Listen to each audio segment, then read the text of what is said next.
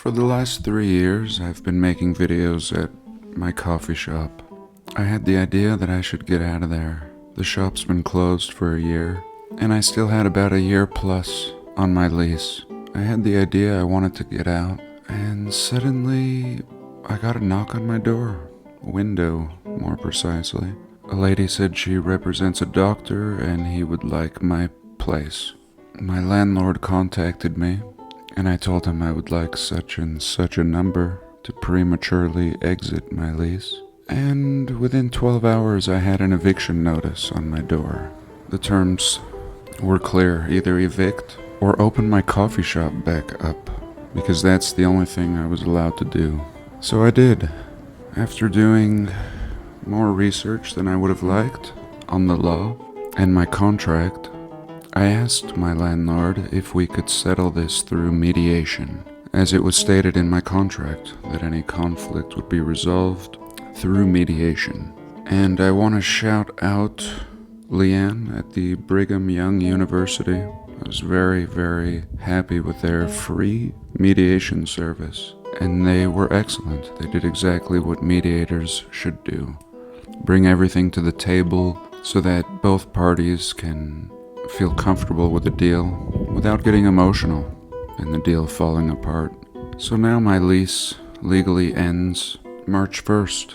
All my stuff is out of there. I've spent all week moving all my shit out in a snowstorm and minus 10 degrees. The perfect storm. Of course it would be. And in the end I will be selling the coffee shop or the equipment to my landlord. I'm kind of in an in-between state now. I've hastily moved into my new addition, even though it's not even finished. Happy to have it mostly finished. I was expecting at least another month, but that's how life is. I asked. I did say I wanted out. I didn't say how. And here I am, recording for the first time in over 3 years from my land, from 6,000 feet in the high desert. Thank you for being here, and welcome.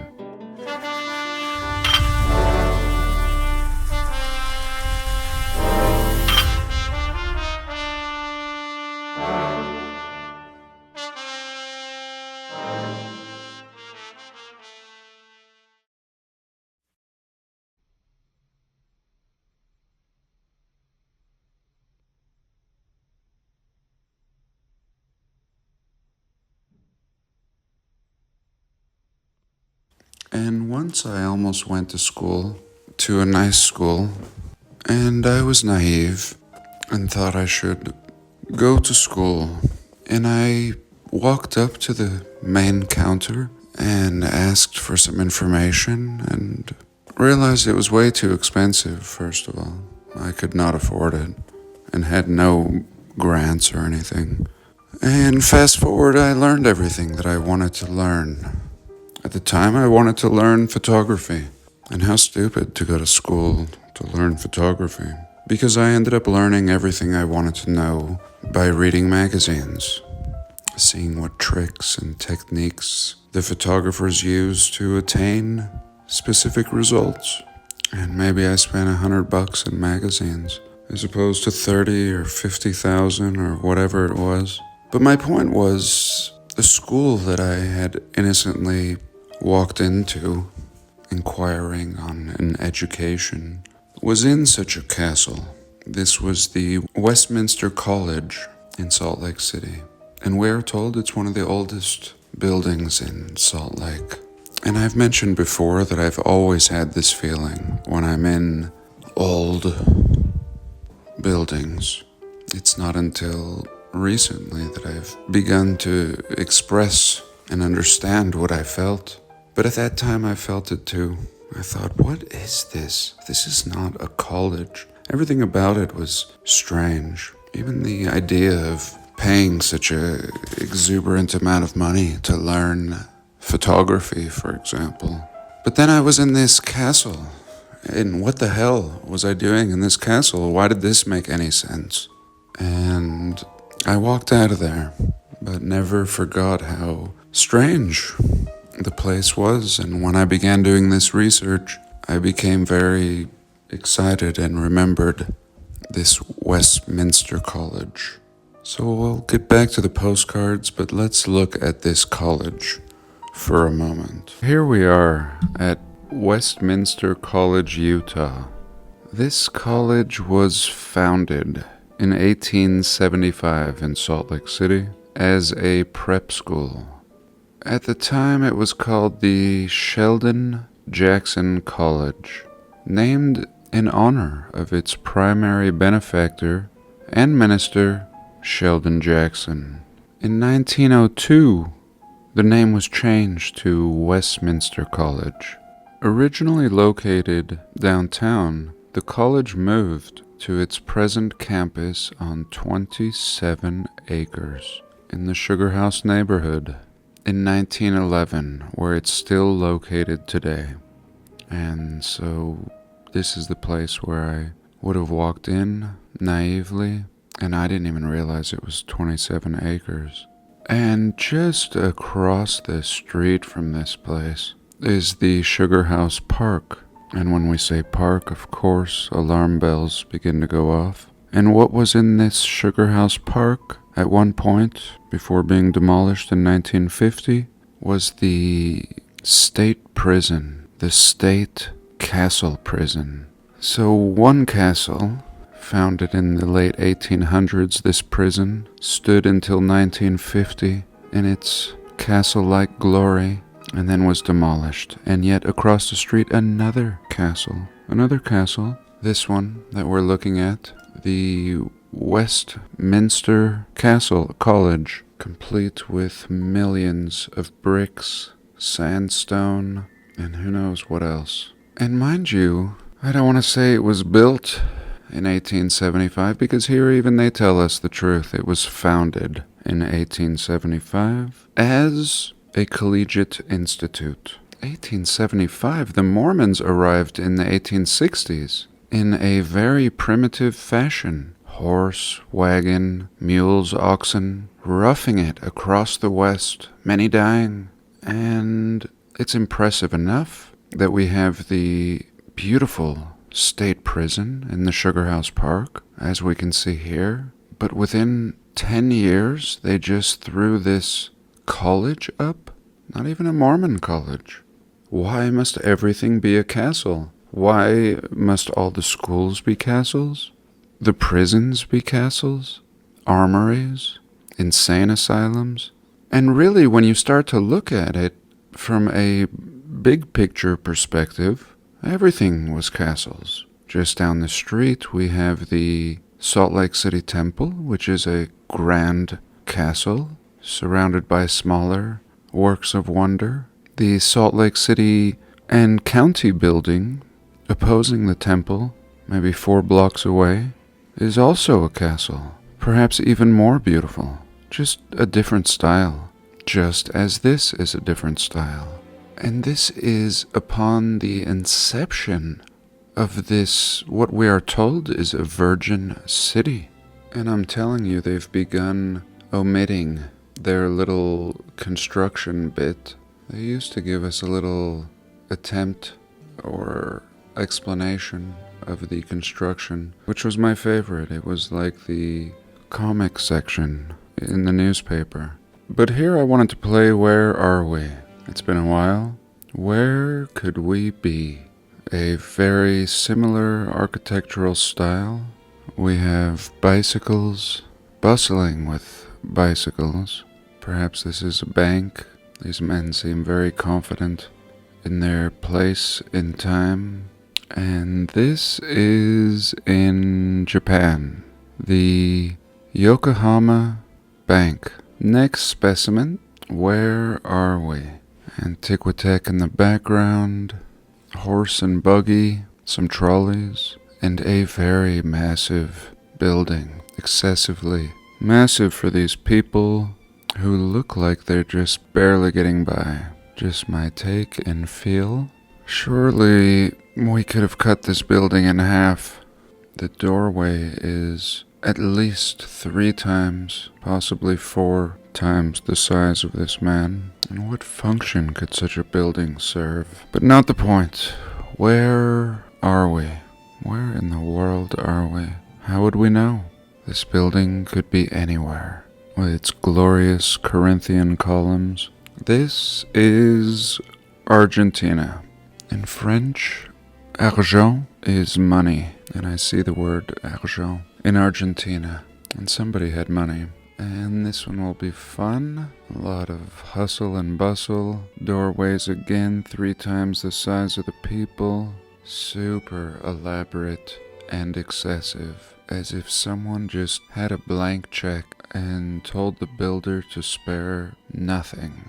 Where could we be in this early time period? Just rolling out with the first few models of automobile, it looks like, but still having some horse and wagon alongside. This is in a country that gave us the Buena Vista Social Club, one of my favorite bands, a great band to listen to on a Sunday. And this is Cuba. We've looked at star forts in Cuba and a coastline just riddled with absolutely advanced architecture. Even more advanced than this. But again, this could be anywhere. And how about now? This looks like some glorious kind of coliseum or stadium, circular amphitheater. Plus, we see a couple guys over here in the corner looking very serious. And I don't know about this street, looking very altered. The blurriness meeting sharpness so abruptly. And I think this baby is in ruins. If we look at this staircase, kind of seems broken and crumbled. Of course they would tell us it was under construction still. But I think it looks like it's in ruin. And where are we?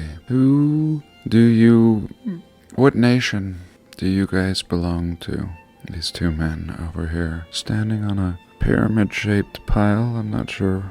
These natives are from Pakistan. This building, I think resembling one of the stadiums in New York, and resembling a lot of modern stadiums. We see this style repeated. And here we are in old Pakistan. And this one I'm going to have to be careful with and not give it away too soon. Just amazing. And again, looking old. This looks so old it looks unused. And the tech and the metal work. This is so expensive. All of this would be so expensive to do today.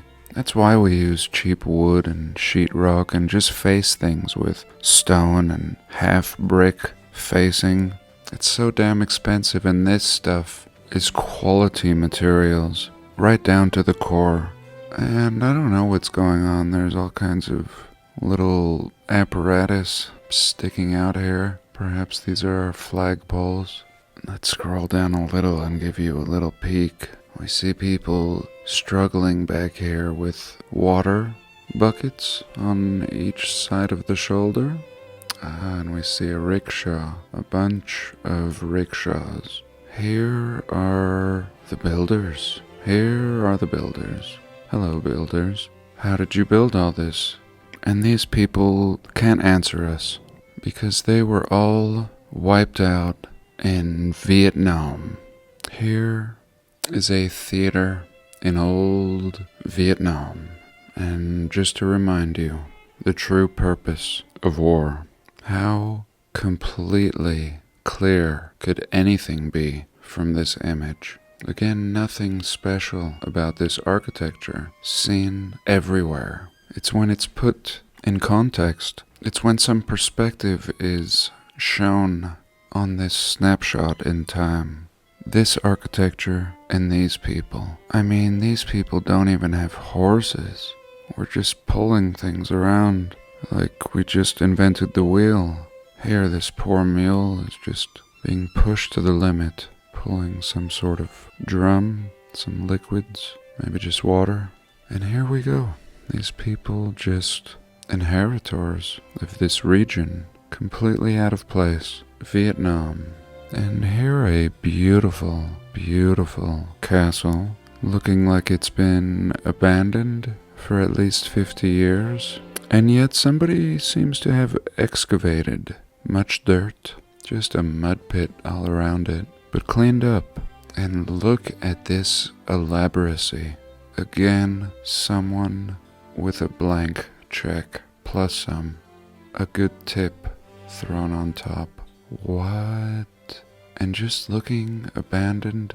Always a couple guys in suits in the corner. Perhaps this one is a woman. Just hanging out.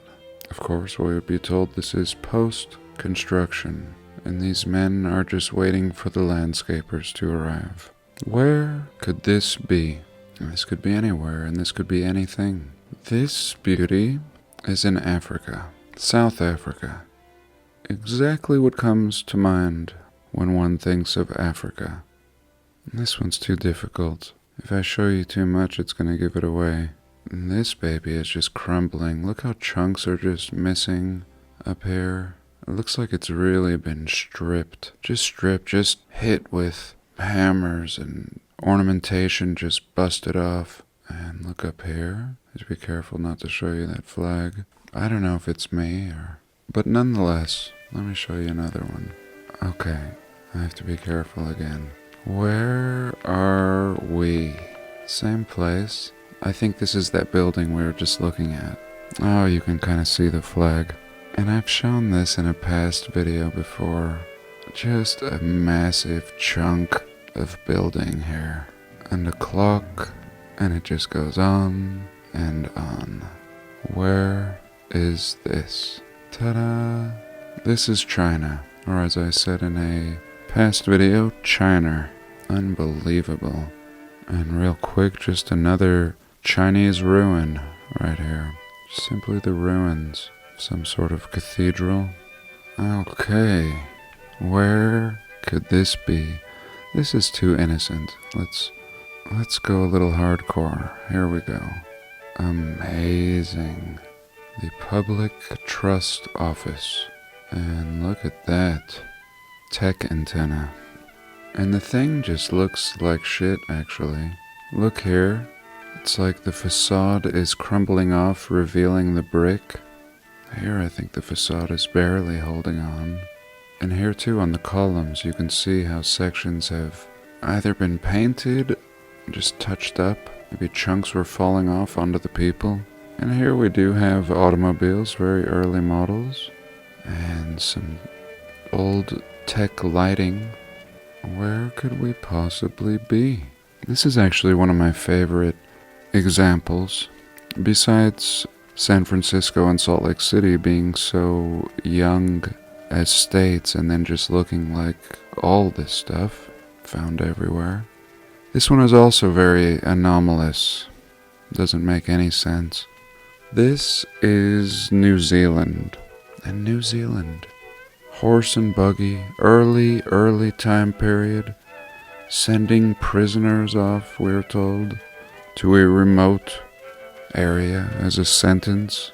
And then this, boom, this, suddenly so old and weathered and as glorious as any part of the realm. I was always told that they were very resourceful in New Zealand because they didn't have much supply and goods and they were forced to be handy. And I had even seen that with my own eyes. They were very resourceful and handy people. But when I see things like this, that doesn't make any sense. Clearly there was enough of everything back then to do what everybody in the world was doing. New Zealand. And let's do one more. I love this one. And this really held up well. And yet we see she's been through hell. The discoloration, the reds, the dark browns, the staining. And yet it's made of such excellent concrete that all this detail has held up. Unbelievable. Just glorious. And where could we be? We could be anywhere. This place is out in the desert, in an absolute wasteland. Formerly the site of a glorious civilization, we are told. The land was covered in palm trees. And currently this place is known for some of the largest pyramids in the world. This is Egypt. Not what you think about when you think about Egypt. And it's very fun to play Where Are We? Because it forces you to consider what you've been taught to think about places. And here's another old Egypt pick. And again, old Egypt. Very old. But not that old. And I could play this game forever, but for the sake of time, I think I'll leave it there. This last one is from Canada. And so once again, here we are, looking at similar style buildings, not only all over the world, but similar within one city. Salt Lake City is one of the best examples because it's one of the newest cities along with San Francisco. And both Salt Lake and San Francisco are chocked full of these same types of buildings, these old world wonders. And I think there's no stopping this awakening, especially with the internet. I think this understanding will continue to spread and grow for years to come. And there's an expression that says, change happens one death at a time. And it's a very patient approach, very Taoist and accepting. One just waits for change, one death at a time, and eventually those that pushed the old paradigm are gone, and the ones that are left have no strength left, no fuel, no ammo. They have been exposed, and they just let it go. But it's difficult to say. If people continue to get their information from the wrong sources, A, they will never even see things like this, and B, they will just believe whatever they are told. They'll never be taught to be critical thinkers. That is not what the system encourages. But I think the controllers have gotten so greedy in these last few years that this will ultimately be their demise. So greedy, squeezing every last bit of liberty and money out of the system. And surely they should have known that such things don't work. The parasite can't kill the host, or even make the host sick. That is not beneficial to either party in the long run. But I think all the lies that have been propagated for the last 150 years have been done in a very tight and controlled way, with a long-term plan, a 100-year plan. And this 100-year plan involves every nation in the realm. And we saw this in the last 2 years. How quickly did every nation jump in the boat together, massaging each other? All these nations that supposedly don't agree on anything just jumped in this boat without hesitation. And I've talked about other examples where they just jump in the boat, suddenly begin marinating as one, and that would be the Antarctic Treaty. Over 50 nations on board in complete unison with this treaty that nobody should be allowed to go to the southern regions of our realm. And here very similar. But my point is, I don't think they have a 100-year plan now. I think this is the end, and we have the third and fourth generation removed inheritors of the original controllers and creators of this plan.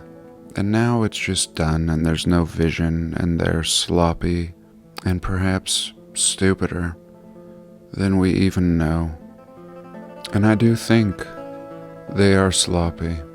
Again, their stories are comedy to many of us, repeating the same themes. And if one was just to scratch the surface of history, a little here, a little there, one may not notice these similarities of false narratives. Unbelievable, this one. These photos are from stolen history, and my condolences to the family and loved ones of the kind man who passed recently. Very, very strange passing, very upsetting. So I think I'll leave it there today. Maybe I'll pop back in for a bonus. I was just gonna do 10 minutes here, and I was just gonna look at these pictures to stimulate my thoughts, some kind of backdrop, and I'm very tempted, but I think we'll leave it there. Thank you so much for joining me, and do have a blessed day. Please like, comment. Oh, I forgot I don't say that anymore. I love you all. God bless. Next. Scratch that.